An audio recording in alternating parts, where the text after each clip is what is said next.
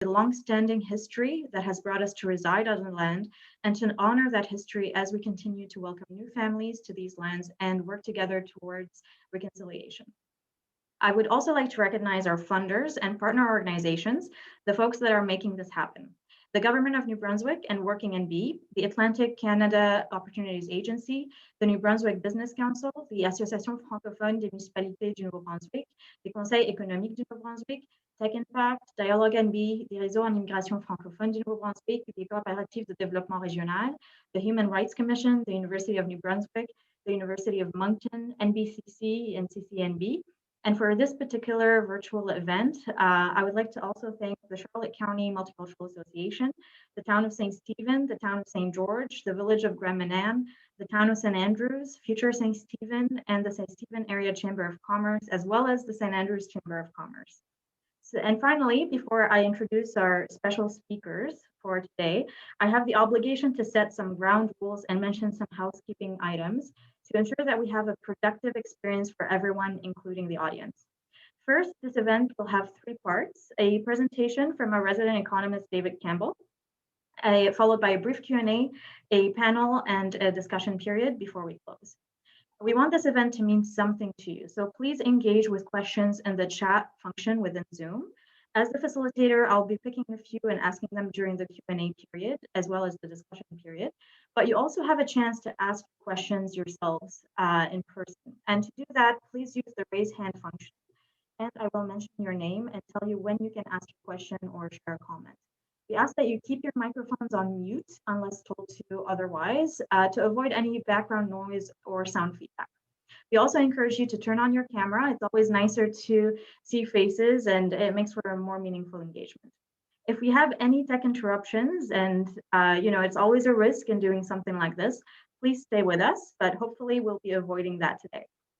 And with that, I would like to happily introduce the Mayor of St. Stephen, Mayor McEachran, and the Deputy Mayor of Grand Manan, Deputy Mayor Sturgeon, who is the president of the Union of Municipalities of New Brunswick and now serves on the board as past president, to share their remarks. So over to you.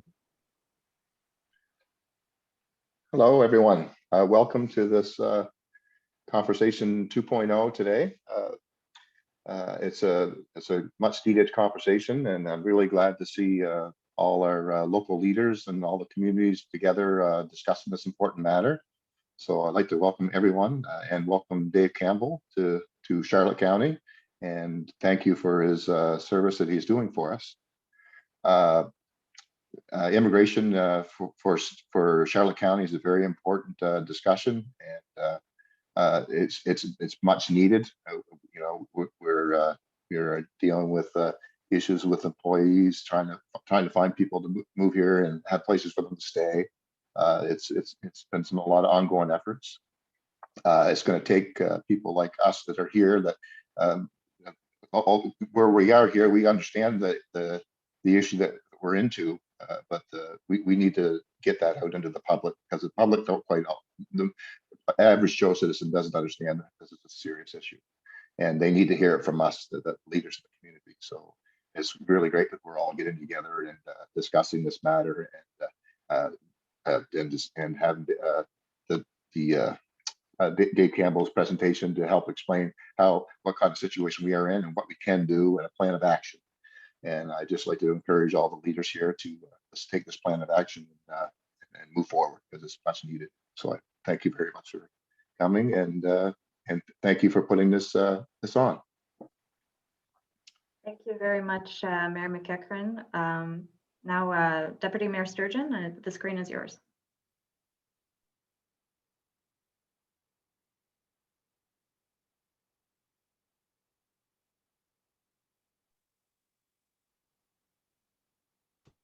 All right, good.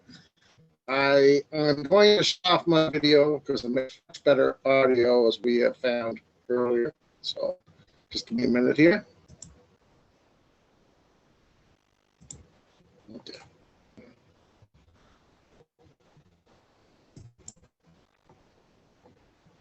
Okay, very good.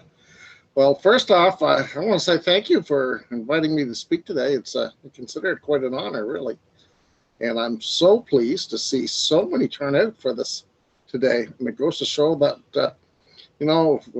many people feel the same way, that they really recognize the importance of immigration here, and especially not only for Charlotte County, but for here in the whole of New Brunswick. And yes, I am the deputy mayor of Grand Manan. I'm also past president of the Union of Municipalities in New Brunswick, which represents the majority of municipalities in the province of New Brunswick. I am not only the first mayor that was ever elected from this region, but I'm also the first I'm not only the first president elected from this region, but I'm also the first non-mayor to be elected to the position as well. I would like to spend a special shout out to my fellow councillor, Bonnie Morris from Grand Manan. I'm glad that she could join us today. And as the rest of you councillors may know, in this region, we have a very good working relationship for the Union of Municipalities of New Brunswick, and I'm glad to see you all here today. So, immigration is so important to the Union of Municipalities of New Brunswick. We recognize that there is strength in power, there is strength in numbers, and that these numbers bring power and brings voice to us here. Because the fact of the matter is, when you have a population that goes up, then you have schools that are being built, you have hospitals that are being built, and other necessary infrastructure. And in fact, we actually have a special committee on the Union of Municipalities of Brunswick, which is the Population Growth Committee, and we're looking at how municipalities can attract, welcome, and keep newcomers. Because you see, we don't want immigrants to be we don't want to be just their starting point here in Canada. We want to be their final destination here in Canada. And we believe we have a lot to offer. And also, UMB supports New Brunswick Multicultural Committee's call for 1% annual population growth and giving permanent residents the right to vote in municipal elections. And why do we want that? Because we have noticed that when immigrants move into a community, they love their community. They want to get involved in their community. They want to give back to the community. And they are special people. And they're the kind of people that we want to have. And because, I've always said, and they have lived, that most people in this world could only dream of having our worst day. We got it good here. And we want to give them the best.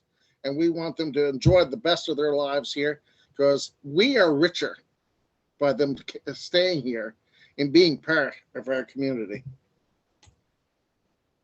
Now, we're lucky for everyone immigrant that chooses to make New Brunswick home. And municipalities, we're the key. Because you see, people just don't move to a country, and they don't even move to a province. They move to a community because of the great people, the lifestyle, the schools, the jobs. And that means municipalities are the most important level of government for keeping people here. And I'm very excited and to be part of this conversation today.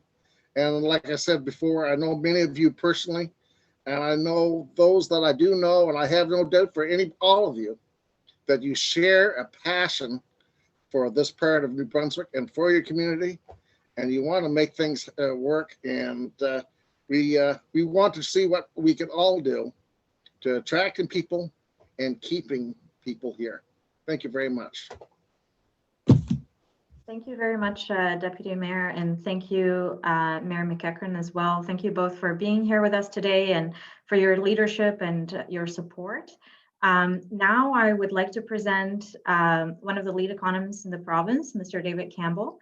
David is the former chief economist for the New Brunswick Job Board and founded his own economic development consulting and research firm, Jupia Consultants, Inc. in 2008. Based in Moncton, he is one of Atlantic Canada's leading economic development consultants. He has worked with more than 80 local, provincial, and national economic development agencies, industry associations, and government departments in 6 Canadian provinces and 2 American states. He holds a certificate in economic development from the University of Waterloo in Ontario and an MBA from Liberty University in Lynchburg, Virginia. Hello, David, and thank you for being with us once again for New Conversations 2.0 and today for Charlotte County. The screen is yours. Thank you, Nicole. I hope everybody can hear me. I'm just going to open up my presentation here. And if you can't see that, just wave or yell or do something to get my attention. Perfect. So I'm going to take about 15 to 20 minutes to go through this presentation. We're going to talk about some new economic and demographic data for Charlotte County.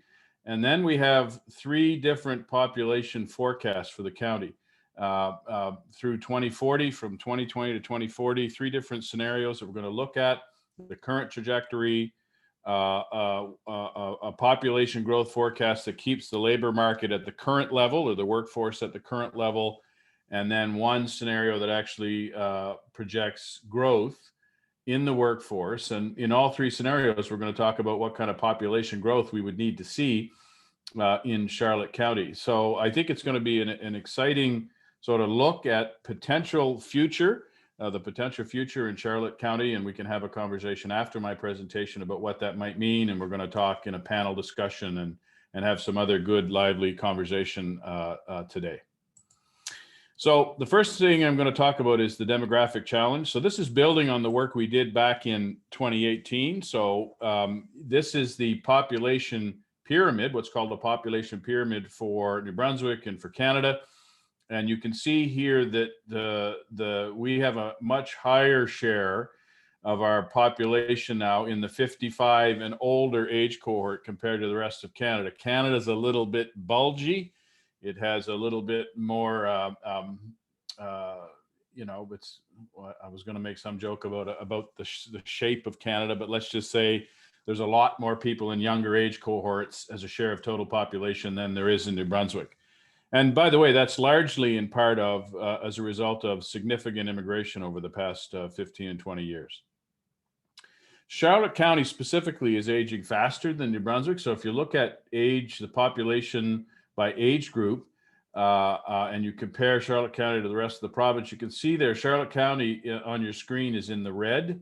And for most of the younger age cohorts, Charlotte County is seeing a steeper decline. So in the age group 35 to 44, we saw a 20+% drop in the population over the last decade. In the 45 to 54, it was a 19% decline. So we're seeing, you know, significant reduction in population among the younger age cohort, but among the older age cohorts over the age of 55, we're seeing population growth. And if you look there, 65 to 74, that's the fastest growing age cohort in Charlotte County. And of course, that group over the next 15 and 20 years will move along into the 75 and older category. So you can see this in a nutshell. This is really the demographic challenge facing the county.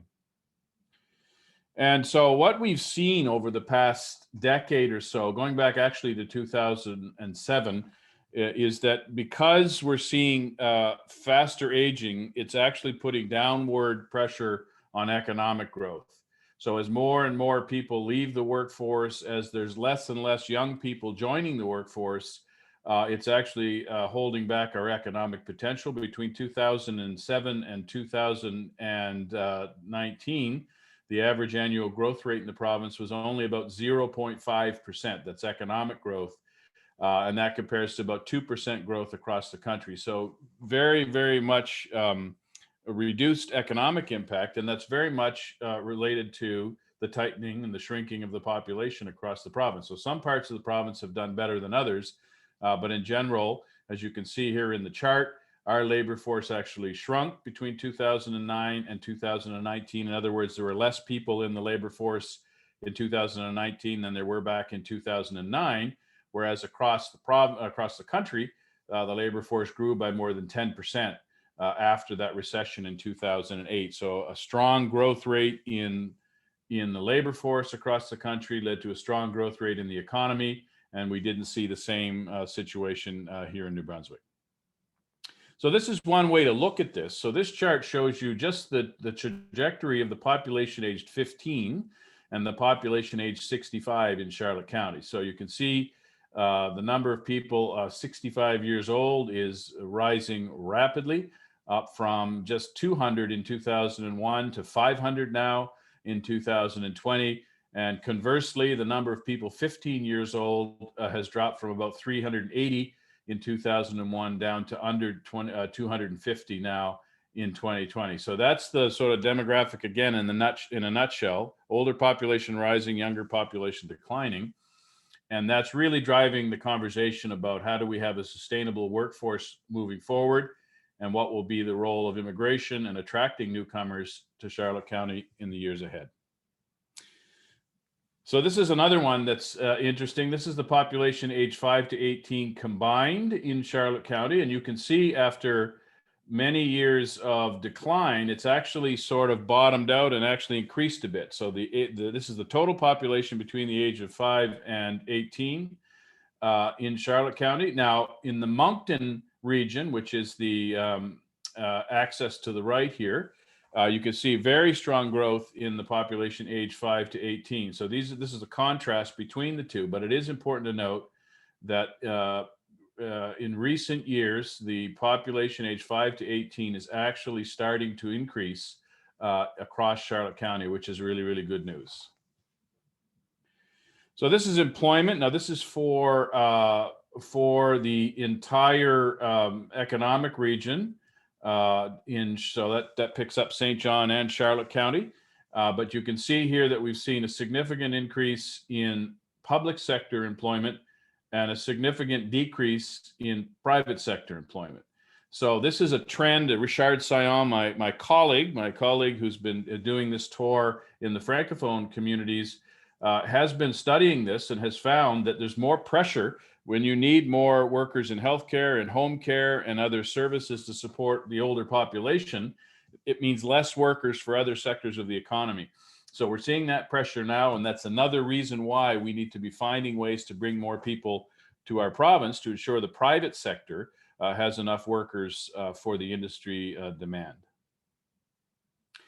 And then finally here in this section of my presentation, this is the estimated additional healthcare spending induced by aging relative to 2020 for New Brunswick. So this is, if you think about only the effects of aging, so not the effects of inflation or technology or any other cost element, just in New Brunswick by 2035, that's about a $1.1 billion increase in 2017 dollars. So basically what we're showing here on this chart is that regardless of anything else, just the aging population is going to add about 1.1 billion into our healthcare costs by 2035, and that's in 2017 dollars. So if you look at it, the baby boomers are starting to turn 75 now. Over the next 15 years, their healthcare consumption will be the highest in their lifetime, and we're now projecting that there will be a doubling of the population over the age of 75 within the next 15 years. So we'll have 140,000. That's up from less than 70,000 today. And of course, that's driving a lot of our conversation is how do we sustainably fund healthcare so that we can all have it and enjoy that system as we age here in the province. So the good news is immigrants are moving into non-urban areas. So if you look, we didn't put the COVID year here, 2020, because we did see a decline in 2020. But if you look at 2019, we had a record year, 6,000 immigrants across the province. But the good news is over 1,000, almost 1,100 located outside of Moncton, Fredericton, and St. John. And Charlotte County, which as we'll see, needs to get those numbers up, has been attracting about 1,000 immigrants a year all the way back to 2011. So more than a lot of other more rural counties across New Brunswick. So just talking quickly about the K-12 education system. So we have, I had put together some research for the Multicultural Council last year, just looking at what was happening with enrollment in our K-12 public education system across the province. Because the reality is, as more and more people retire, ideally you'd be actually seeing an increase in your K-12 student population. And we've actually been seeing around much of the province a decline in the K-12 population. So this little projection that I put together, and you can download on the Multicultural Council's website. You can download this the report on this with all of the assumptions. But basically, the bottom part of the bar here, the blue section, is the projected trend among those students born in Canada. So there's a slow but steady decline in the number over the next 10 years. So if we have no immigrants in our education system or international students, you can see that we're going to continue to drop significantly year over year in terms of enrollment. But if we get our immigration numbers up to where the province would like to see them and where I'd like to see them, around 7,500 by 2024 and then higher after that, we could actually see the whole K-12 enrollment refreshed by the young newcomer population entering into the K-12 education system. If you look at the trends in New Brunswick, we are actually attracting a lot more young families with children when you compare New Brunswick to Ontario. So that's good news. That means that they're coming, they're getting involved in the workforce, but they're also bringing young people that are getting involved and joining our K-12 education system and renewing the school population around the province.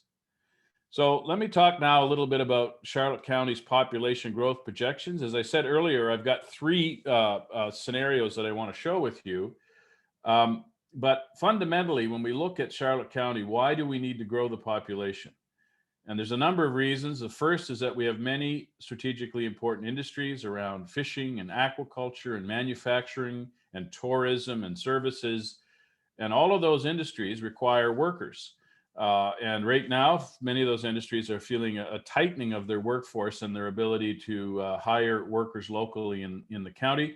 There's also new growth opportunities as we look to the future. If you think about the Fundy Trail, if you think about other potential opportunities, those opportunities will require a workforce.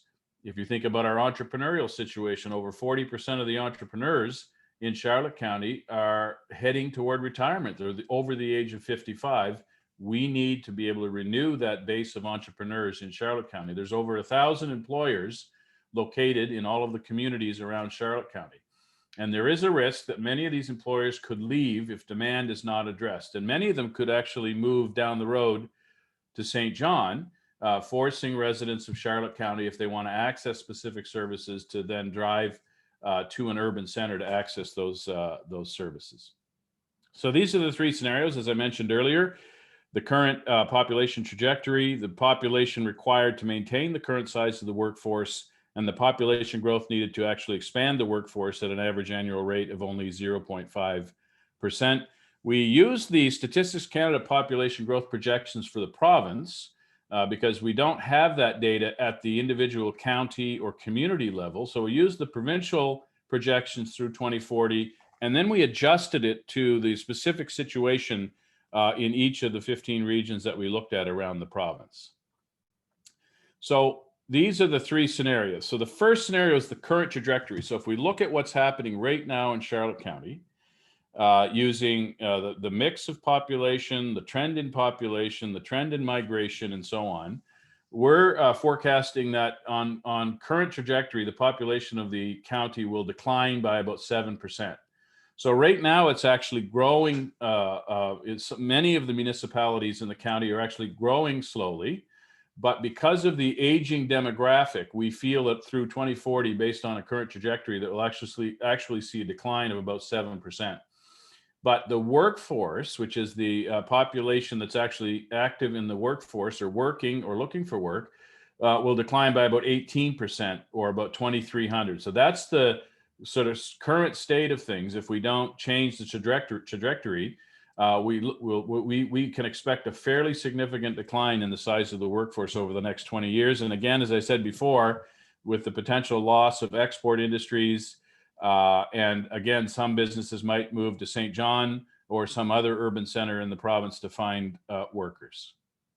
The second scenario is to maintain the current size of the workforce, which is about 12,800 in 2020.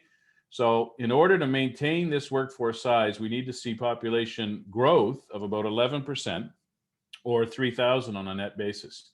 The workforce stays at roughly 12,800. The good news is that Charlotte County has grown in the not too distant past at this rate. So you have a recent history of growing at a fairly solid population growth clip. But that's where we need to get back to if we were going to maintain the size of the workforce. And again, as I said earlier, there is a risk that more and more of that that workforce will be dedicated to the public sector, particularly health and home care. So the third scenario is actually to grow the workforce at a modest 0.5% per year. So basically growing, actually seeing more and more people joining the workforce every year, but at a modest rate. And I would add that both Moncton and Fredericton right now are growing the workforce at a faster rate than 0.5. But let's look at what it would take for Charlotte County to grow at 0.5, its workforce. The population over the 20-year period would have to increase by 23%.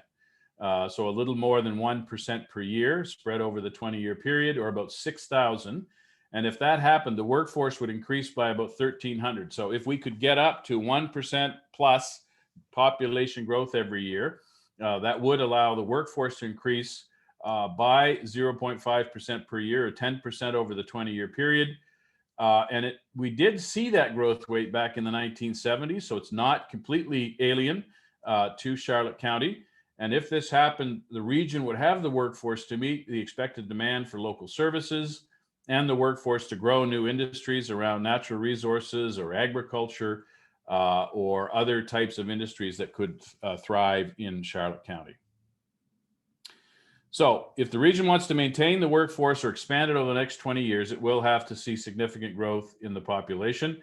So in the report that you can download from the website, we talked about that in greater detail, but basically I'm suggesting that the annual immigration rate will have to rise from about 110 per year to double that or even more. So at least 220 per year or more right away through the 2040 timeframe. And that assumes other population migration remains about the same. This is not going to happen by itself. It will require a deliberate population growth effort for the region. So what's a population growth plan look like? Well, first of all, it's great to see that the local government is very engaged on this issue, because it's not just about the province. We need local people and local businesses getting involved, because ultimately people move into local communities, businesses expand in local communities. And so we have to zoom right in on Charlotte County and its municipalities to look at the opportunities for both population and economic growth. So I'm suggesting, and there's a piece on this in my report, that the local and regional government is being asked to do a lot more today than it was maybe 20 years ago. In addition to providing basic municipal services, it now has to look at immigration, population growth, promotion of the community outside its boundaries, and so on. It has to be much more focused on quality of life now, because it's competing more and more for population with other communities. So we're asking a lot more of our municipal governments in Charlotte County and around the province. And hopefully governments can respond and be excellent places to live and support population growth.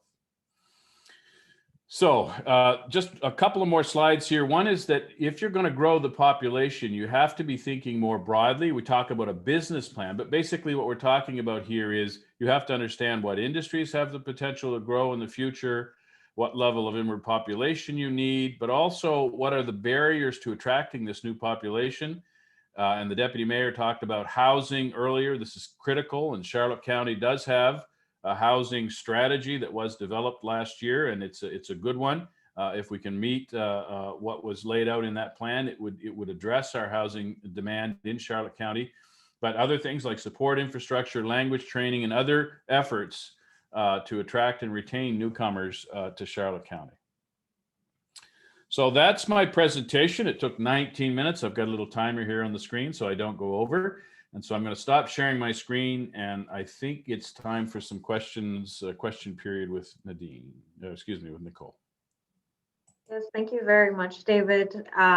So we're diving into our Q&A for today. Our first question is around the different towns in Charlotte County. Obviously, we know that the different towns like St. George, St. Stephen, Grand-Manan, the island of Grand-Manan, or even Black's Harbor, they operate very independently.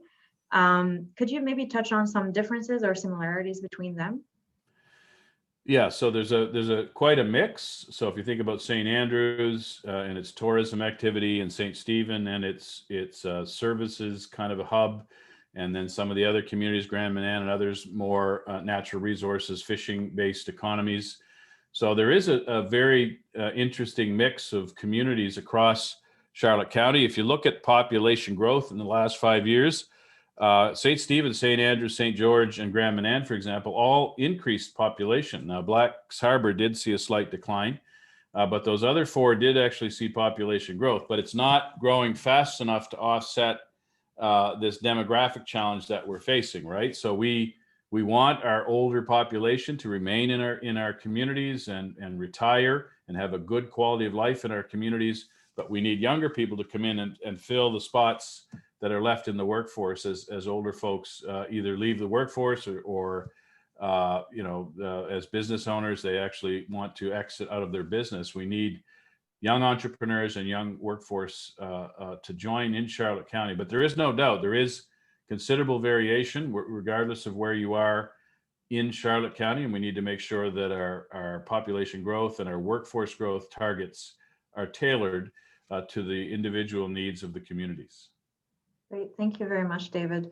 You did touch on St. John a little bit in your presentation. Could you expand a little bit on the St. John effect on Charlotte County being the closest urban center? Yeah, so there's a school of thought that suggests in the future, smaller towns and rural areas will basically completely empty out unless you absolutely have to be there for some reason as a business or as an organization, and that everything will consolidate into large urban centers. And I don't buy that vision. I think that's not a very strong or healthy vision for a province like New Brunswick. There are certainly things, if you want to go to Costco, you're not going to have a Costco on Grand Manan, although maybe someday, but unlikely that you'll have a Costco on Grand Manan. So if you want, there will always be services that you need to go to a large urban center. If you want to see a National Hockey League game, you're going to have to go to Montreal, or if you don't like the Canadians, you might have to go to Toronto.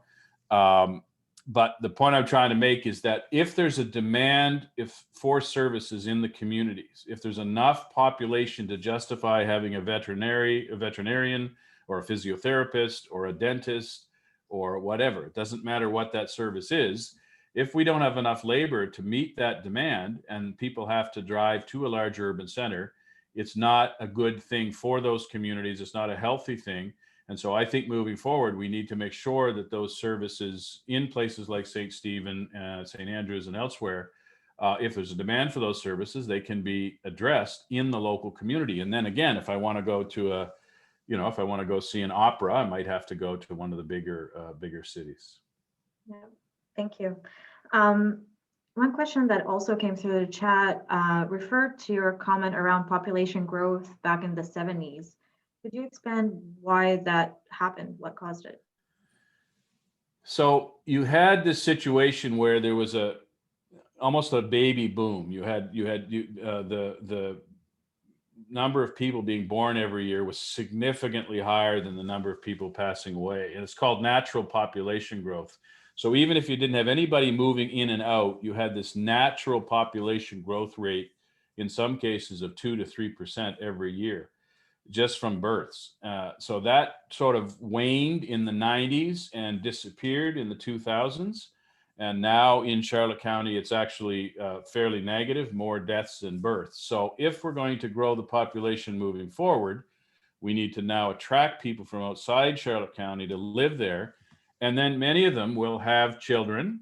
And as I said in the presentation, those children will go to school, and the secondary effects of that will be in the next generation, a lot of the workforce will come out of the K-12 and the post-secondary education system in Charlotte County. But I will say that anytime you're living in a smaller area, there's going to be lots of people moving out because they're looking for specific career opportunities that they can't find in the small community. And that's very normal.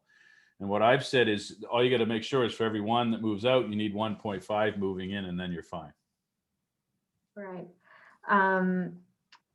One more question came in. There seems to be an increase in population very recently, partially as a result of COVID and migration from other provinces. They say that it's evidenced by a large increase in building permits last year, as well as low inventory of available housing. Do we have any recent data on this? And do we know what the impact of COVID has been on the population of Charlotte County? Yeah, so there's a lot of anecdotal evidence that we saw above average population movement into New Brunswick from other parts of Canada. We know the permanent residency numbers dropped by 50%. So the number of people that actually achieved their permanent residency status, in New Brunswick dropped from 6,000 to about 3,000. Now, many of those people are still many people are in the province, but they're in limbo. So there's lots of folks that sort of were on a work permit or a student permit and are now waiting for their permanent residency. But in general, we did see a decline. But in terms of people moving in from other parts of Canada, there's lots of anecdotal evidence. Unfortunately, it's not showing up in the actual statistics. If you look at the trend in inward migration by quarter into New Brunswick, it's actually down slightly over 2019. So I'm not exactly sure what's going on there. Either Stats Canada has it wrong and those numbers will be revised, which is a possibility. They do have to revise their data periodically. But at the end of the day, I think it's good news if people are moving in, particularly younger people that will meet, or people of working age that will meet workforce demand in the province. But it does put additional pressure on housing and access to affordable housing. We're seeing housing and rental rates going up all over the province, as Richard Saillant has touched on in other presentations. And I think that's a real challenge as we move forward to make sure we have reasonably priced housing and flexible housing options for people that are looking to move into the province. Okay. Well, unfortunately, we'll have to end it here, but we'll see you back during the discussion period. We'll be moving to our panel where we have an opportunity to dive into some of the topics that were touched on by David. We had set up 4 panelists for today. Unfortunately, one of them, Ada Dempsey, is unable to join, but we still have a good diversity and amazing people on our panel. First panelist is Brianna Ganong. Brianna joined the Ganong family business as a member of the 5th generation as a marketing assistant in 1997, then rose through the ranks to hold several management positions, moving the role of president and CEO of Ganong Bros Limited in St. Stephen, New Brunswick in 2014. Brianna is an alumna of the Wallace McCain Institute and has been involved in many leadership roles over the years. Today, she is chair of the New Brunswick Business Council and is a member of Food, Health and Consumer Products of Canada Board of Directors and Wallace McCain Institute Advisory Committee. She is a proud mother of 3 and is excited to see how immigration has enriched both the company and her community. Welcome, Brianna, to New Conversations once again, and for sharing your experience and perspective as a major employer in the region. The screen is yours. Great. So thank you very much. Excuse me for putting this together and for including me as well. And I see lots of familiar faces, which is great. Lots of people that are very passionate about this issue and certainly working hard. It's very good conversations, and I always appreciate the information that David provides. Today's information is alarming, but very valuable for sure. It's something that we all need to be aware of and working on now for the future. We are based here in St. Stephen, and we do employ approximately 300 people. The majority of those who are based here in the region. Immigration has been an important piece of who we are, not just in the last 10 years, but it's been part of our history and our longevity since the 1800s. Many newcomers have provided valuable contributions to both our company and to the community for many decades. Today, 75% of our business is manufacturing products for large multinational companies under their brands, as opposed to producing under our brands. And those products go across Canada and into the US as well. So, we need to grow. We need to continue to take on large pieces of business like this so that we can compete. In preparing today, I look back on my notes, from 2018. And unfortunately, we continue to face a significant shortage of employees. It is something that continues to be a challenge for us as we grow here in the region as well. We're committed to remaining here as we have been since 1873, and we continue to adapt and work really hard to make sure that we can do that. We've been adapting our portfolio to look at products that are less labor intensive, looking for more everyday products so that we can stabilize our year-round employment. And we've certainly moved well in that direction. We've been working on enhancing our training and development plans to help employees transition from less skilled work to more skilled positions within the organization as we make those changes internally. And we are working on longer term projects and making small steps toward becoming more automated as we go forward as well, which is going to be absolutely essential for our success. We continue to hire locally and from abroad as well to support the growth that is necessary for us. And since 2018, we've welcomed 42 newcomers through the Atlantic Immigration Pilot and the Provincial Nominee Program. And a big thank you to Sherry and Hannah, who I see attending today, who we wouldn't have been able to do that without. So thank you very much. And we also have Abby from our team that works really closely with them here with us today as well. 23 of these employees brought families with them to our community. These individuals have joined us from 8 different countries.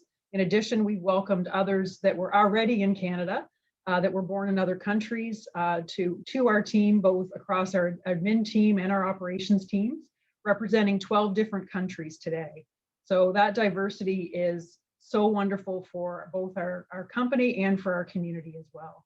Our teams worked hard at ensuring newcomers feel welcome and helping them with their arrival and settlement, as well as working directly with employees to troubleshoot, make connections in the community, work with other stakeholders that are here with us today as well to make sure that they get settled and they feel welcomed in the community also. We have been working hard, as I mentioned, to grow, which is essential for us. And we did secure 2 new contracts last year that brought significant volume for us. That, coupled with the arrival of COVID, has created significant challenges in our ability to supply that demand that we work so hard to secure as well. So we would have anticipated welcoming significant number of newcomers last year, throughout the year, but due to the pandemic, we only welcomed 11. Another significant barrier is lack of housing, and that is the main barrier for us. Today, we secured the business. We've got a pipeline of newcomers.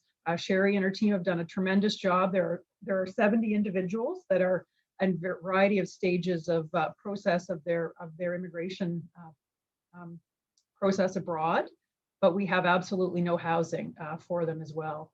We have 3 new employees and their families currently that are ready to join us, but unfortunately we can't ask them to book tickets at this stage because we have nowhere for them to live. And so it has really reached crisis mode for us in that regard as well. We have held 2 orientation sessions here within the last month, welcoming 12 employees, both locally and internationally.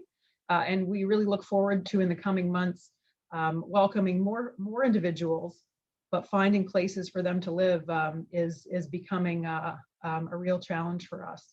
We need another 30 employees in the month of April. That's how close we are to needing significantly more employees than we do today just to support the customer demand that we've worked so hard to secure. You know, as we heard from David, our future demographics are going to require even higher levels of immigration to support growth here in the region as well, due to the aging population.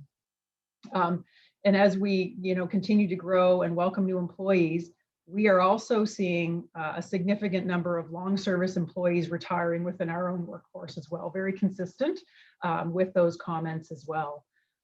It's very high. When you look at it, it continues to get higher and higher all the time. So currently, if you look at all of the employees across our organization that are 54 and above, our numbers are significantly higher. Over 30% of our employees are over 54 or above as well. So, that automation, that simplification, immigration, retention, all of those things need to come together for us as an organization to support the growth that we have on the horizon. I firmly believe that immigration is not only necessary, but so valuable for our company and our community, for our children. We need to look, to work together, more opportunities to have this conversation across, municipal, provincial, federal, other stakeholders, all getting together around the table to really continue this conversation and move it forward in a positive way, because it's not, any one person is not going to solve this issue. It's a crisis situation for the region, and we need to really sit down and continue the conversation on a regular basis as well. So, you know, I think very appreciative of all that organized this opportunity, and you know, certainly glad to be part of the conversation. Thank you, Nicole. Thank you very much, Brianna, for sharing your experience and your current challenges. They're certainly very significant. We'll have an opportunity to dive into some of those during the discussion period. I will give the screen to our second panelist today, Jeff Dempsey. Jeff is the Dean of Information Technology and Natural Resources for the New Brunswick Community College. After he completed his bachelor and master's degree in science at UNB, Jeff worked as a wildlife biologist for the Department of Natural Resources before joining NBCC over 20 years ago. While at NBCC, he has completed a certificate in adult education. Jeff is currently responsible for a new program in curriculum development and strategic leadership for all programs in the information technology and natural resource sectors across 6 campuses. Jeff was born in St. Stephen, where he and his wife Anne raised 3 children. He has been active in his community, coaching youth over the years, and is currently the board chair of We've Got Your Back Foundation, Inc., a non-for-profit organization that helps meet the needs of school-age children with food insecurities. Thank you very much for being with us, Jeff. The screen is yours.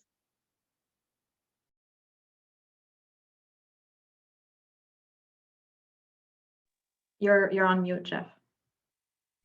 There we go. Sorry, folks. That seems to be the comment for 2020. I'll echo what Brianna said. It's a pleasure to be here, and thank you for the opportunity to speak. I did want to take the opportunity here to talk a little bit about the college and its role. I think it's important that everyone understands what role NBCC plays in immigration, as well as some of the challenges and the needs that Mr. Campbell's outlined for our region. As a college, there are many roles that NBCC plays in our communities and in supporting immigration efforts. But our main objective ultimately is to support provincial labor market needs through skills development in our full-time and part-time programs and courses. And we know that there's an estimated 100,000 plus jobs that are going to become available over the next several years, mainly due to retirements and with not enough people to fill them. So as Mr. Campbell indicated, one of these ways that we can meet this labor market and demographic challenge is through immigration, which is a really important piece. We also know that Canada is a leading study destination for international students. So in order to be part of the solution, NBCC is developing strategies to not only reach the tens of thousands of MBAers, New Brunswickers that have a high school education or less, or maybe to those who don't have access to traditional educational models, but we're also increasing our efforts to attract international students to our campuses in a big way. I would say that in our experience, education is probably a very, very effective way for newcomers to transition to life in a new country. While in school, folks come to us, they're establishing close relationships, connections. They're building that sense of belonging while they're in a very comfortable and welcoming environment. They're building resumes through part-time work while they're studying. They're refining their language skills, as well as building important skills through their education. So all of this creates a pathway to permanent residency in Canada as well. So this is a really effective means for people coming to our country to integrate and become part of the communities that they're living in.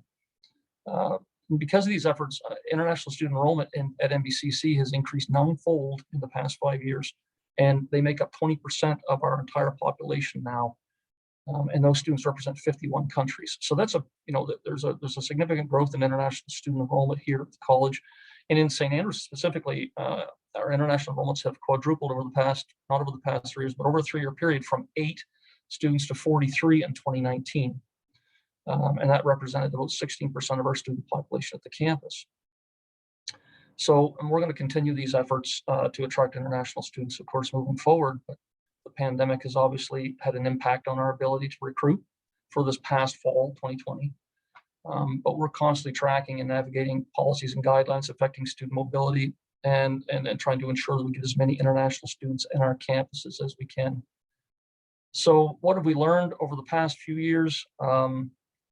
International students coming to our campuses have a profound effect on the culture at our campuses and truly enrich the experiences for our students and staff. I can't say that enough.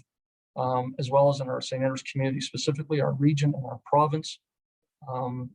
So that's one thing that we've learned. It's a huge growth opportunity for everyone that's benefiting as a result of our international students coming to our campuses.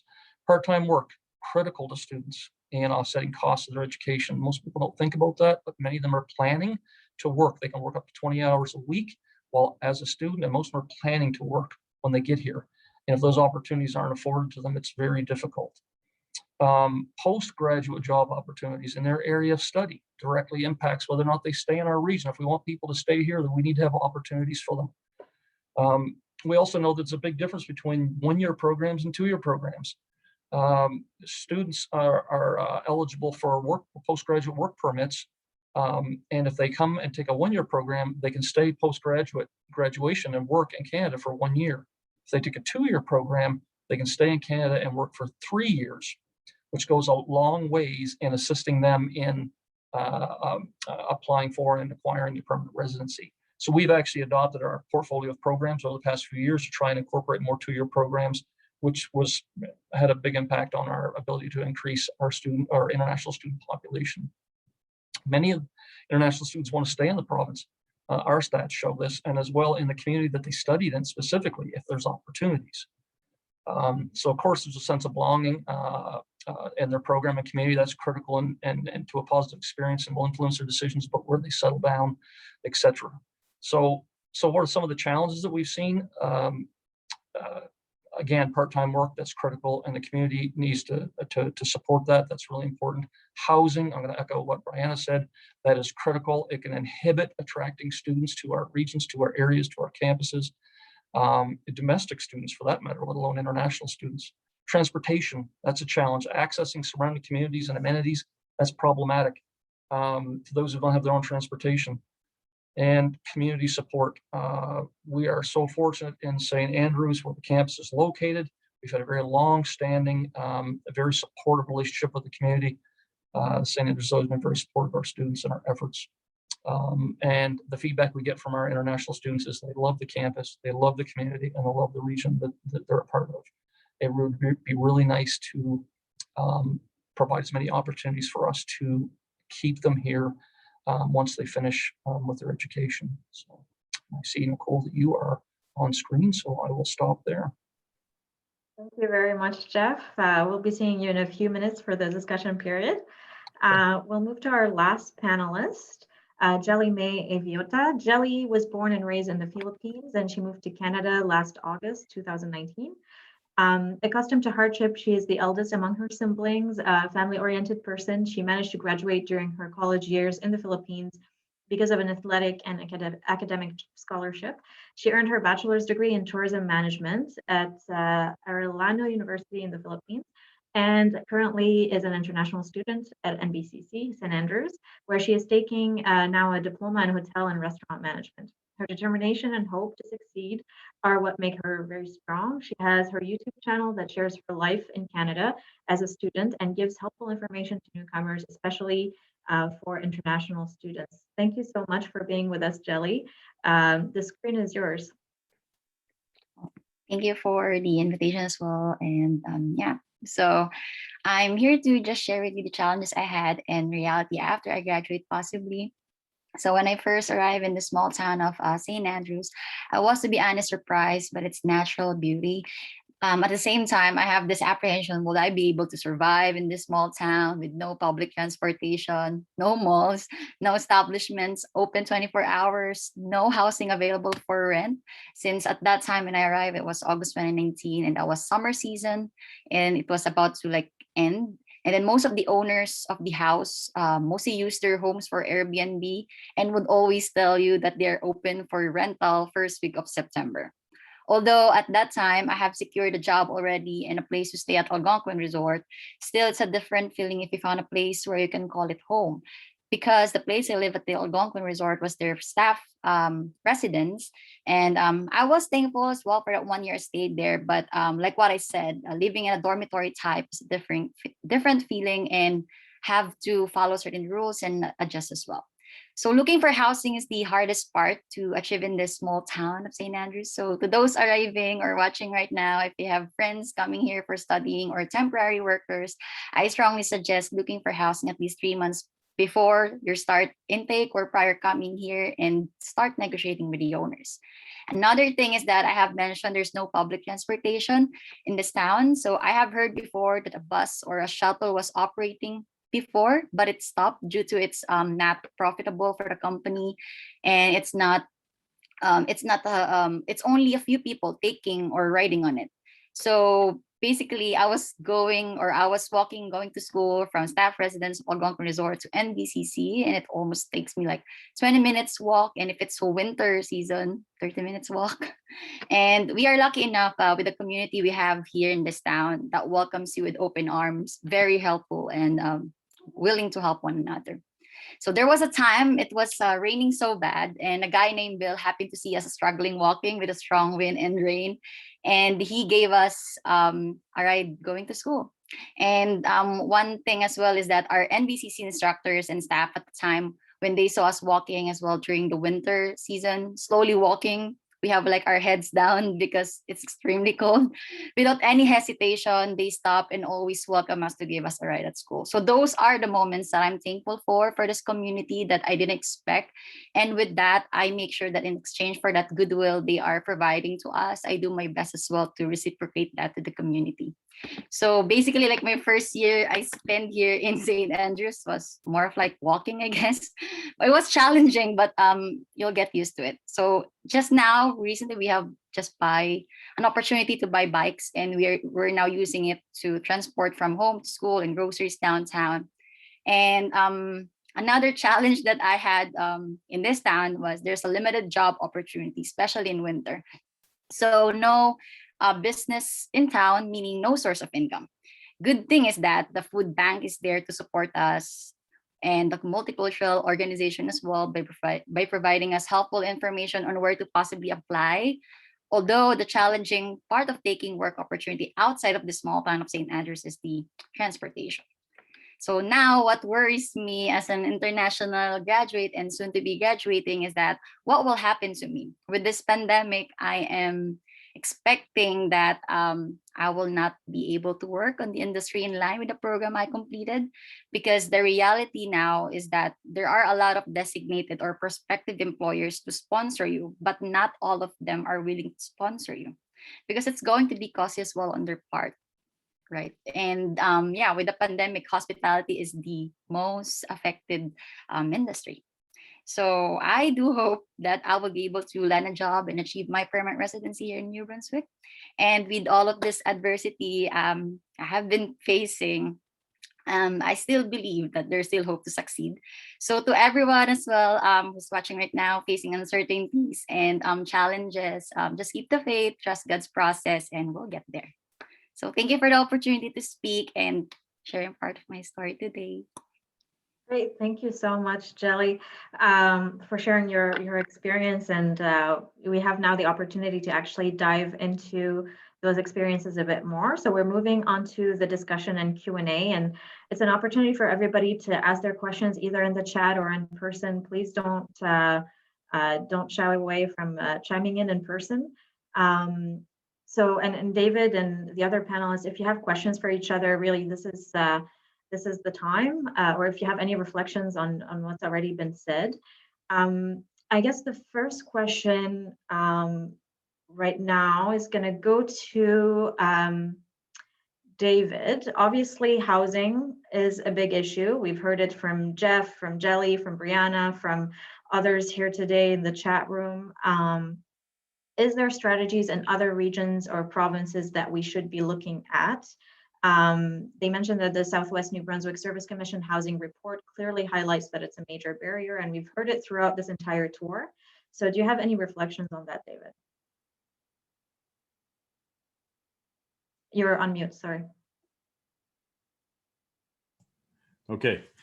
So yeah, I read that report and it's very interesting because it's suggesting that between 2021 and 2026, we're going to need about 253 housing units a year. And that's compared to 82 in between 2011 and 2016. So we're going to need to see a significant increase in housing units. And again, partly targeting students, partly targeting the rental market and so on. So there's a lot of work to be done. I think the province should take this seriously. I think they should look at some sort of at least short-term incentives around taxes, reducing or eliminating the double tax on rental properties and other initiatives working with the municipalities to solve this problem. It's a huge issue. Developers are reluctant, particularly in smaller communities, to make these kind of investments. So I think there is a public interest, and I think our government needs to get involved. Normally, they're not interested in supporting housing financially, but this is in the public interest. So let's put our heads together and try to find a solution. In some communities, they're looking at converting older like dormitories or monasteries or whatever. I don't know, but you have to have good quality housing too. You don't want to have terrible housing, but I think there's options. I'm particularly interested in what Jeff said. I'd love to see the campus in St. Andrews significantly increase its international enrollment, but there has to be housing. And as Julie said, hopefully even some sort of public transportation to places like St. Stephen so that they can work part-time jobs. So let's get our heads together and let's try to solve these problems. Is housing a major issue in other provinces as well, or is this a New Brunswick and Atlantic Canada specific issue? No, it's an issue around the country. And in fact, there's a number of 5, 6, 7 years ago when we saw big increases in immigration in places like Saskatchewan, they actually came together and came up with specific solutions for the community, co-op housing and other initiatives to try and solve the problem. So it's not unique to this region, but it very much is a barrier to growing the population in Charlotte County and across the province. All right. Jeff and Brianna, do you have anything to add around housing? Maybe the role of the college, what you're looking into right now. Brianna, you're in crisis mode. To echo David's comments, I think one of the things that's going to be really important for us is, quality housing, but also affordable. I think it's important that, and Jime or Jelly's made a comment about the dormitory type of environment. We've been kind of trying to stay away from calling things or any potential housing solutions dorms, rather look at them like community housing solutions. Not just aimed specifically at students, but really at the community at large. And I think some people on the call that could certainly comment and relate to that as well, about the broader community needs. The campus just so happens to be a part of the community. So there's a larger, broader community need. And I think that's what we need to really tackle is what is the solution for everyone as opposed to, a solution for here or there or there.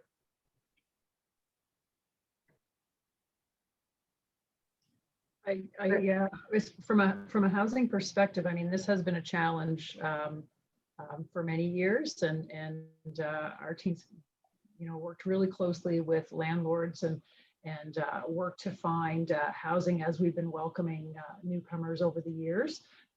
But I think that it's also important to note that we need diversity in the housing. We welcome a lot of families. So in some cases, as a student, you may be looking for a smaller rental unit, but if we're welcoming a family of 4, that is very, very challenging to find landlords that are able to or willing to accommodate larger families as well. So that need for the diversity in the housing is a really important piece also. Thank you very much, Brianna. Jelly, we have a question for you that came through the chat.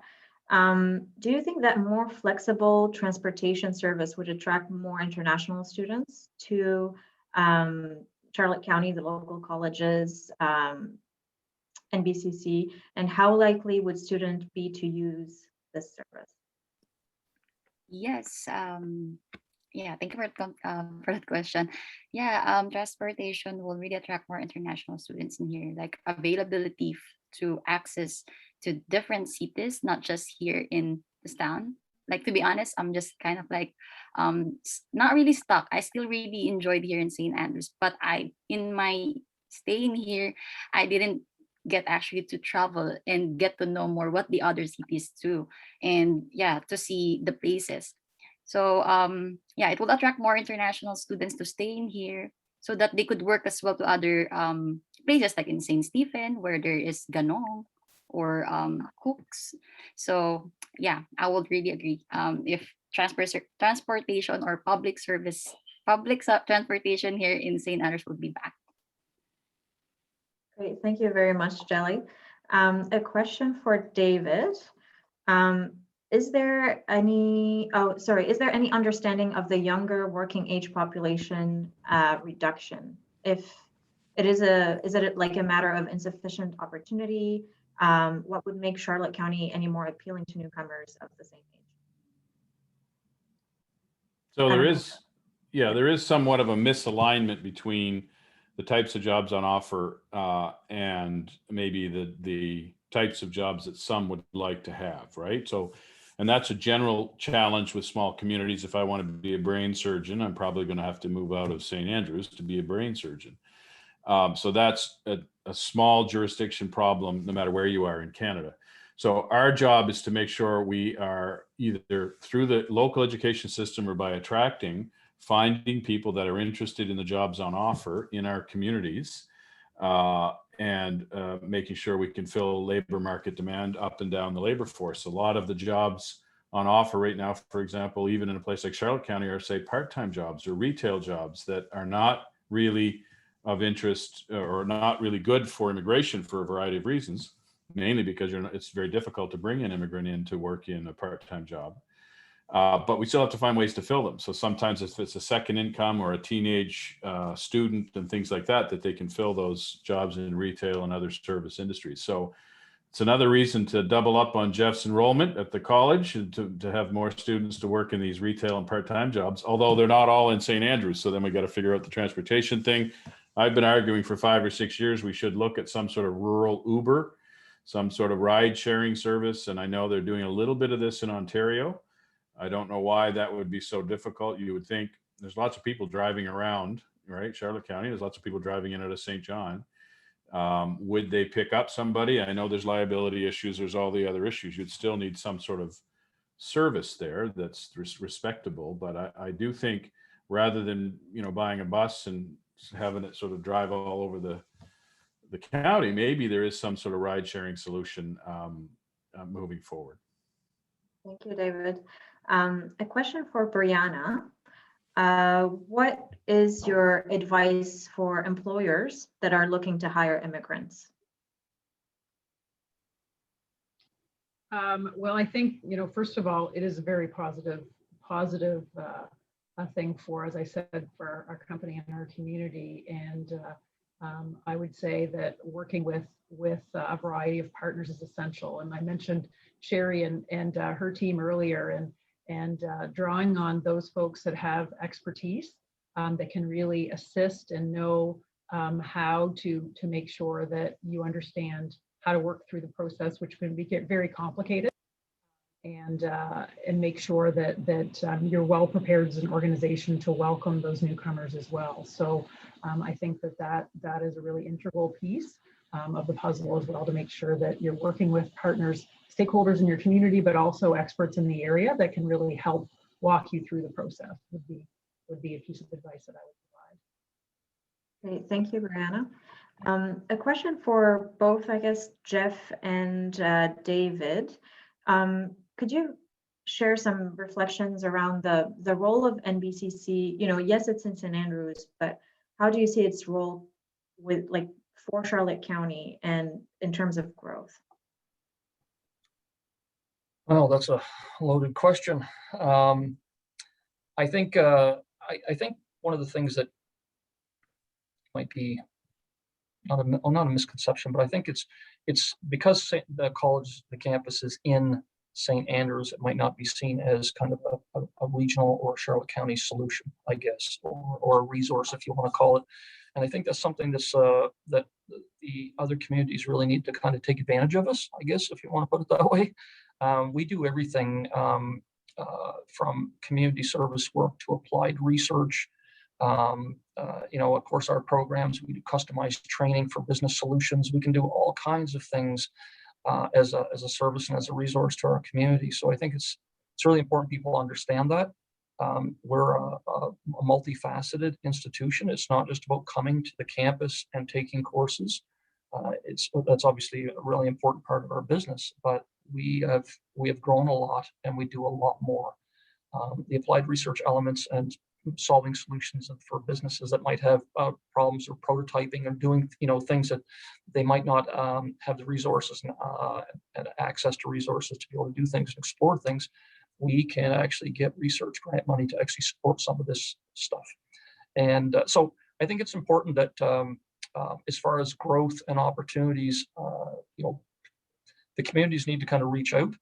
We always are reaching out, I guess, trying to find out what's going on in the communities. But if you have specific interests and needs as a community, or you want to go down a road, talking to St. Stephen a couple weeks ago about other opportunities and potentially things like in the tech sector or attracting things, we can actually help facilitate some of that growth by providing the labor force necessary to kind of meet it.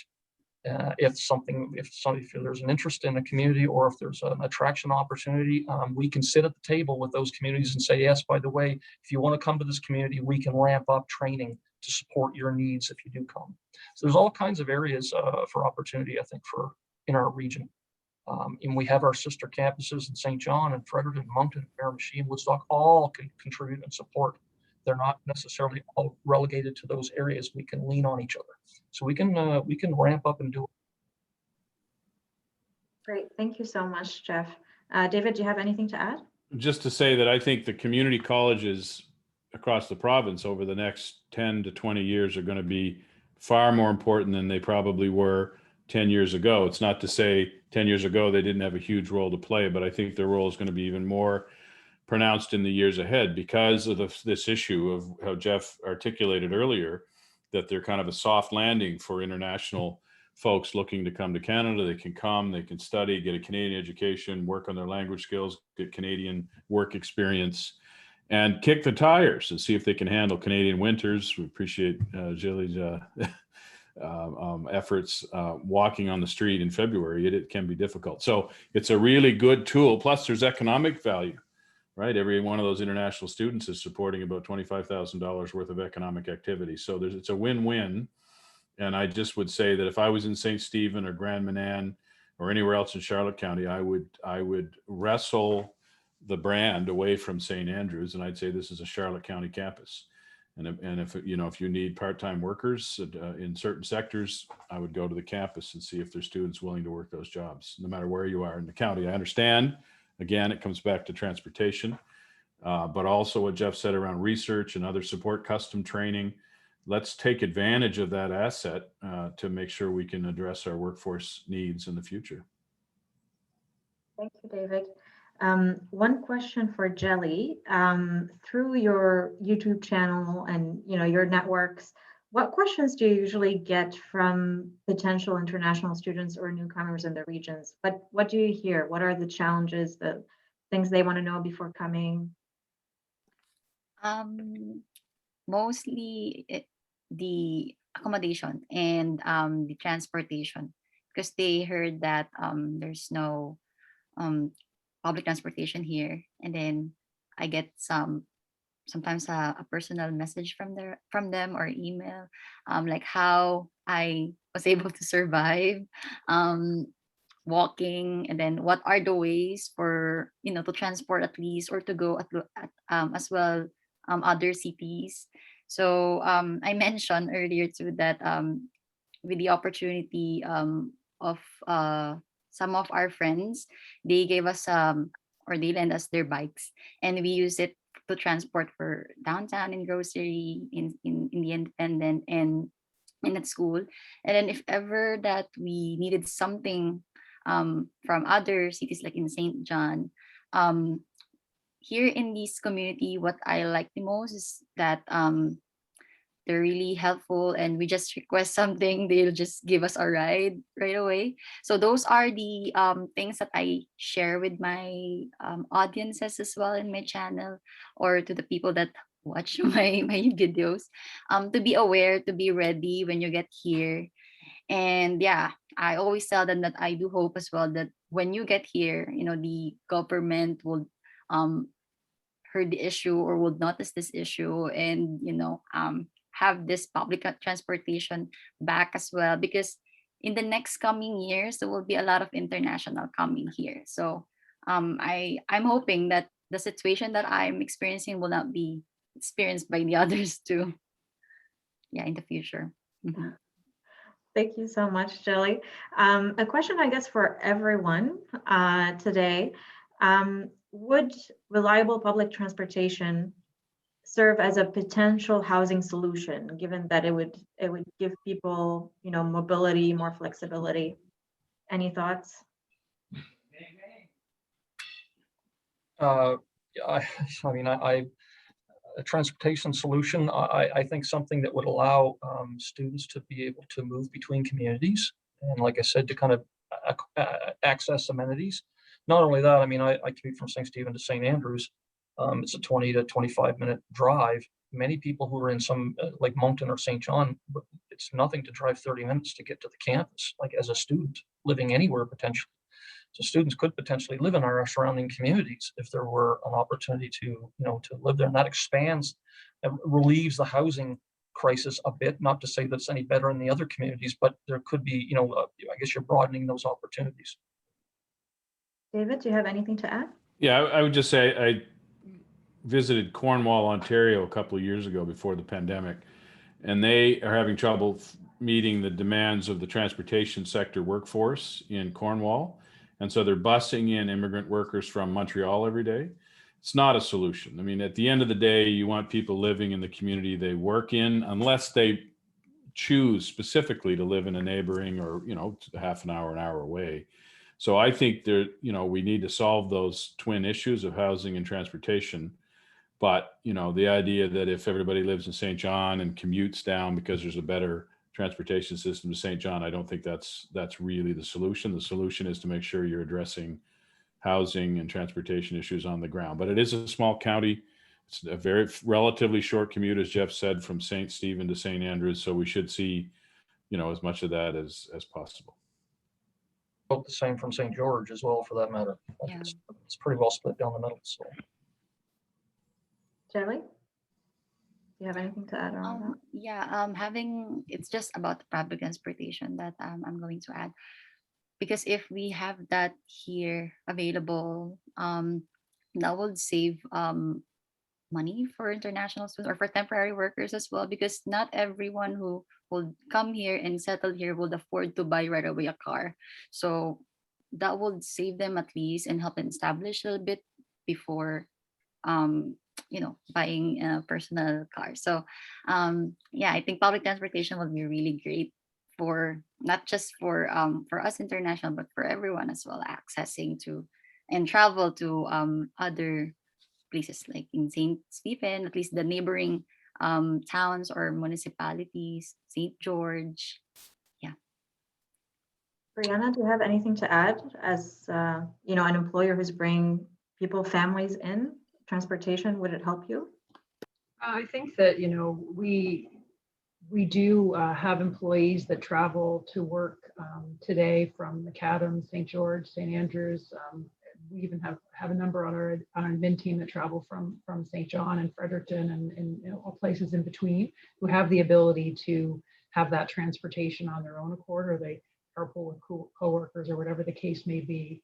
I think, that is a challenge for newcomers without a doubt, because the housing needs to be within walking distance because of those transportation challenges as well. There isn't the ability to rent a home outside of town where many locals would live because they don't have access to that transportation as well. So I certainly am not familiar with the costs or the challenges associated with that, but it does limit the radius at which we can help look for housing for those individuals, for sure. All right, thank you. Jeff, do you have anything to add? I saw that you had unmuted there for a second. I was just going to follow up on Jimé's comment. Our experience is that very, very, very few international students come and are in a position to actually get their own transportation. So we have occasionally a student will buy a car, be able to buy a car. They may have come from a country that have an international license that's, can meet our standards or whatever it is that they use, and then can afford insurance on top of that. So that's just a rarity, I guess. So, getting their own transportation is something that we don't even really consider because it just does not happen very often. Thank you, Jeff. David, one question for you. Is it realistic to expect strong immigration flows in rural communities such as in Charlotte County? I mean, anything is reasonable. My parents live in a little place called Upper Blackville, halfway between Fredericton and Miramichi. And at one point, there was a huge influx of Irish Catholics and Scottish Protestants on that area, right? There were dozens and dozens of them came every year. So we have a history of immigration in this problem. The problem is it's been since the mid 19th century, the last time we saw a big spike in immigration. So it's a long time ago, and in our collective memory, we don't remember that. But if you study your history, most of these communities have periods in their history where they attracted a lot of immigrants to work in industries, to work in the mines and the sawmills and so on. So we have a history there. Let's just, get back to it. And I don't think it's unrealistic. There's communities the size of St. Stephen, St. Andrews, all across the country that have attracted immigrants in a sustained way. And there's no reason we can't do it here, but we have to address the issues that we've been talking about. And ultimately, it does primarily come down to economic opportunity. So the jobs and the entrepreneurial ventures that they take in the community have to be a big step up from where they were before. Now, we can define big step up in certain ways, but very few people want to actually move to Canada and take a step down in terms of their income and their household income, right? So, but I think it's, I know there's a lot of people that worry that small communities can't attract immigrants, but I think it is possible. I think there's lots of examples across North America, and we just need to lean in and make it happen. Thank you, David. A final question for both, I guess, Jeff, actually for everybody.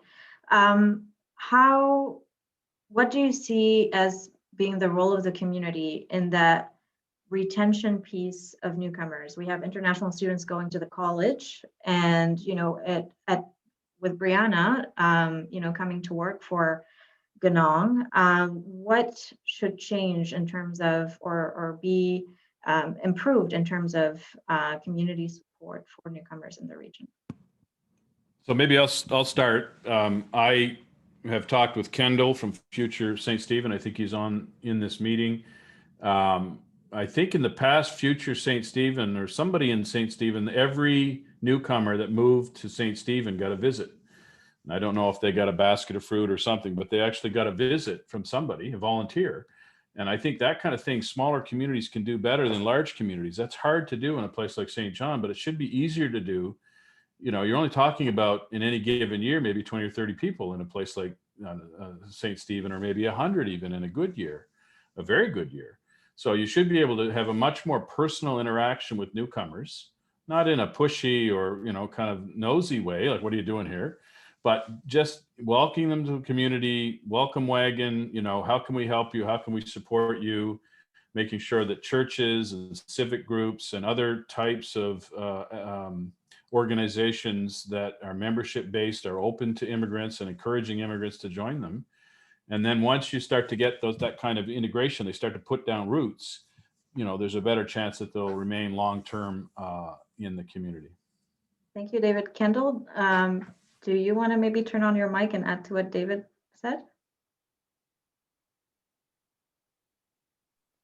Sure.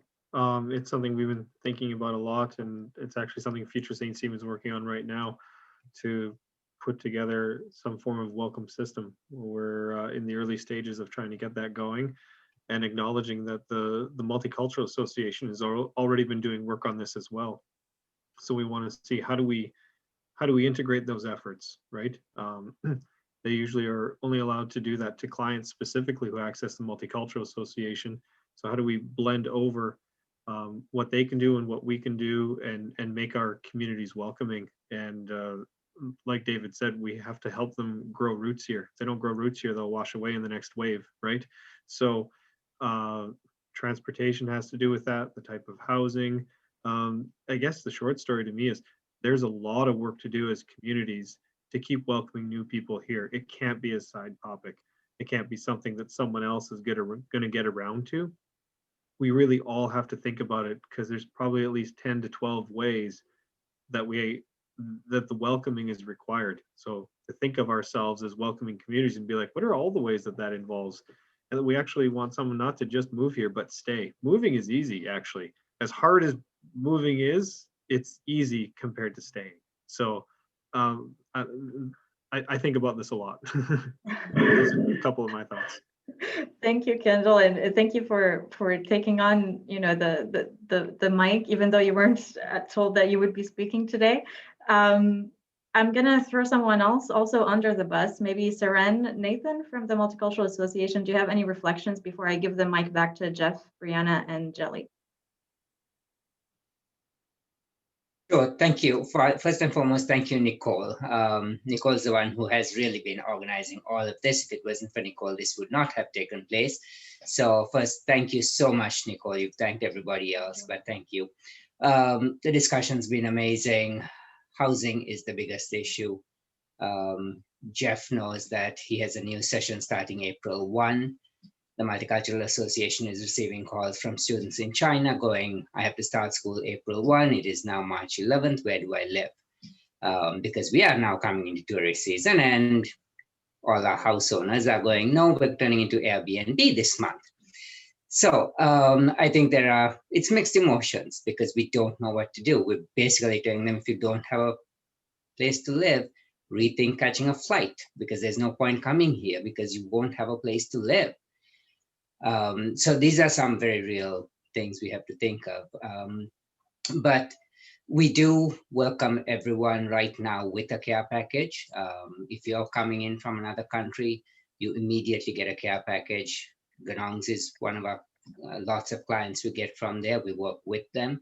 So when they go into quarantine, they get a care package, they get a welcome package, they get basically food for a couple of weeks if you can provide it.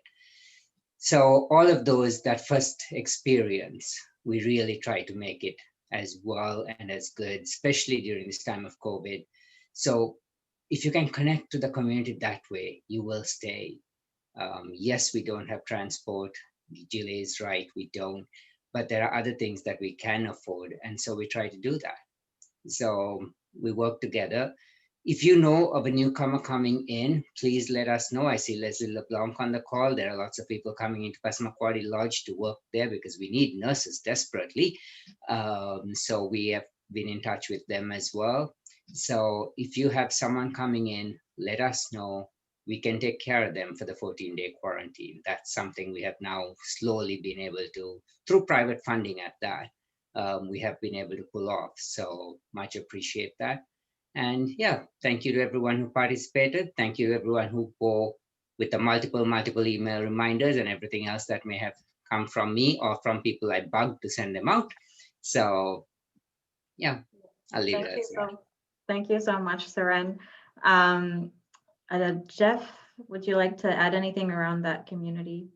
Yeah, you had mentioned, is there anything to improve? I think it's, other people have been saying it. I think it's a bit of emphasizing as opposed to improving. I mean, there's always things we can do to improve, but to emphasize, I mean, that I mentioned earlier about that sense of belonging, and I can't emphasize that enough. And everyone's kind of echoing that same thing when people arrive, making them feel welcome, and that's so critical. And I see Steve made a comment in here about other supports and things that are available. So I think it's also really key that they understand, even as a local, many people don't understand all the resources that are available, are not aware of all the resources that are available to them for various things, everything from mental health to whatever it might be. And I think that's also another thing that's really important to make sure that people understand when they arrive is what is available to them and all the supports. And it's very clear, and maybe those things are reiterated because I mean, we all know it takes like 5 or 6 times of hearing something before it kind of makes sense and settles in. So making sure people understand what those resources are in addition to that whole sense of belonging and welcoming and that warm welcome is so important. try and mimic that same thing at the campus when people come, building that sense of belonging quickly and connecting with people. That's really important. And going back to Soren's comments around housing, we had a student just not this past fall, but the fall before, that literally came here from halfway around the world and arrived at the campus, walked in the door and said, "Where do I stay?" Never looked for a place to stay before they came. And we were shocked, but he basically pointed out something on our own website, which we wouldn't really think about. These are all learning opportunities for us. But our website says, and thinking more on the domestic side, we don't recommend that you rent an apartment or a place to stay or a room until you've seen it yourself. Well, that would make sense. So here's somebody that came from halfway around the world thinking, well, I got to arrive there before I can see something. It's like, oh my goodness, and they're literally sitting in the building saying, well, I never even looked for a place. I was expecting to get here. So yeah, I mean, I can't emphasize the housing piece enough, and the transportation. I guess we can flog that horse for a long time probably, but anyway, that's all I had to say. Thank you, Jeff. Brianna? I think, we live in a pretty welcoming place, and we can always do more of that. People tend to help their neighbors, and I think that, our team has really worked over the years to make sure that when newcomers are arriving, that they have the basics on what they need, and that, their children have some toys and some fun things in their room and some different things like that over the years that our team's really worked hard on. But I think this conversation just illustrates that we can always do more. When you think about how you can engage, I mean, COVID makes it much more difficult, but, we all see the future without COVID someday, and how can we all help and support newcomers in different ways? How can we engage our children in the conversation as well? Maybe we don't always do that the best we can, but we have a lot of newcomers that are coming with their children who are attending schools here, and it's such a positive thing across the board. So the conversation's good for me today to even think, okay, I'm so focused on solving specific problems, but how can we engage for the future? And there are people that are doing it really well, and we can all get involved in different ways, I think. Great, thank you so much. Jelly, I'll give you the final word. Oh, I agree earlier with what Kendall said, that moving is easy and staying is the part of the hardest one. There could be many factors to consider with that, and it could be because they don't see their growth and availability of public services, and these are offered more to other places. And yeah, that's the one thing that I'm thinking, because I get to talk with others too who they wanted to stay here, but because of the it's not available for example, the public transportation and the housing, they wanted just to move. And yeah, so those are the factors that I'm thinking, but there might be a lot. And with regards to the community, I'm really thankful that I'm here in St. Andrews actually. And they welcome us with open arms, and we didn't feel like we're really separate. I feel a diversity more here in this place, and I'm looking forward for this conversations in the next coming years, and hopefully raise the issues that we have talked to the government, so we could resolve the issue that we're facing. Great, thank you so much. Thank you, everyone, all the panelists, David, all the participants for joining us today. We're past our time, but thank you for sticking around. So for anyone who's interested to view this session, it is being recorded, as you can see, and will be available on the New Conversations 2.0 website, and so will all the other sessions during the tour. Also, you will be able to find David's presentation as well as the regional report that was developed for Charlotte County. And hopefully all of those resources, the conversation today, will help move this file forward at a local level and help support all of the efforts and all of the collaborations that are already happening. So with that, I will say goodbye to everyone and thank you very much. Have a good rest of the day.